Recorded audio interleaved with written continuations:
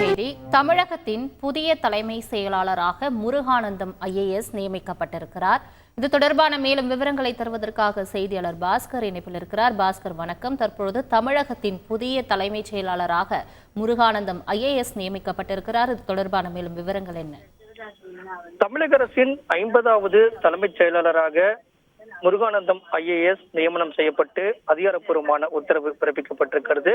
நேற்று முருகானந்தம் IAS நியமனம் செய்யப்படுவார் என்று நாம் செய்தி வெளியிட்டிருந்தோம். அந்த வகையில் இன்று தமிழக அரசின் 50வது தலைமைச் செயலாளராக முதலமைச்சரின் செயலாளர்களில் ஒருவராக இருந்த முருகானந்தம் IAS நியமனம் செய்யப்பட்டிருக்கிறார். தமிழ்நாடு IAS பிரிவு அதிகாரியான இவர் சென்னையைச் சேர்ந்தவர். பொறியியல் மற்றும் MBA பட்டதாரியான இவர் 1991ஆம் ஆண்டு IAS தேர்ச்சி பெற்று பணியில் சேர்ந்தார்.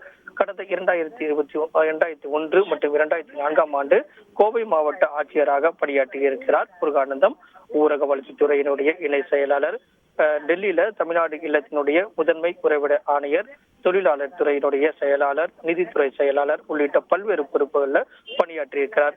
தற்போது கூடுதல் தலைமைச் செயலாளர் பொறுப்புல முதல்வரனுடைய தனிப்பிரிவு செயலாளர்களில் ஒன்றாக பணியில் இருந்தவர் தற்போது தமிழக அரசினுடைய தலைமைச் செயலாளராக நியமனம் செய்யப்பட்டிருக்கிறார். நிதித்துறையில நீண்ட அனுபவம் பெற்றவர். நிதித்துறை செயலாளர், நிதித்துறை அமைச்சராக இருந்த PTR பழனிவேல் தியாகராஜன் அவர்கள் பட்ஜெட் தாக்கல் செய்யப்படும் போது அவர் நிதித்துறை செயலாளராக இருந்து அந்த பட்ஜெட் பெரிய அளவில் வரவேற்றப்பட்டது. அந்த வகையில நிதித்துறை செயலாளர், தொழில்துறை செயலாளர் உள்ளிட்ட பல்வேறு பொறுப்புகள்ல திறம்பட செயல்பட்டவர் தான் இந்த முருகானந்தம் IAS. முதலமைச்சருடைய செயலாளர்களில் முதன்மை செயலாளராக பணியாற்றி வரக்கூடிய முருகானந்தம் தற்போது தமிழக அரசின் 50வது புதிய தலைமைச் செயலாளராக நியமனம் செய்யப்பட்டிருக்காரு.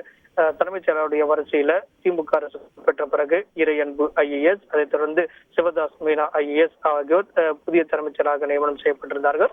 அக்டோபர் மாதம் சிவதாஸ் மீனா அவர்கள் ஓய்வு பெறக்கூடிய நிலையில நேற்றுதான் உத்தரவு பிறப்பிக்கப்பட்டது. தமிழ்நாடு ரியல் எஸ்டேட் ஆணையத்தினுடைய தலைவராக நியமனம் செய்யப்பட்டு அறிவிப்பு வெளியிடப்பட்டது. அதைத் தொடர்ந்து புதிய தலைமைச் செயலாளராக இன்று தமிழக அரசுடைய 50வது தலைமைச் செயலாளராக புதிய தலைமைச் செயலாளராக முருகானந்தம் IAS இப்போது நியமனம் செய்யப்பட்டு அதிகாரப்பூர்வமான அறிவிப்பு தற்போது வெளியாகியுள்ளது.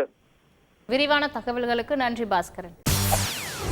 செய்திகளை உடனுக்குடன் தெரிந்து கொள்ள உடனே சப்ஸ்கிரைப் பண்ணுங்க.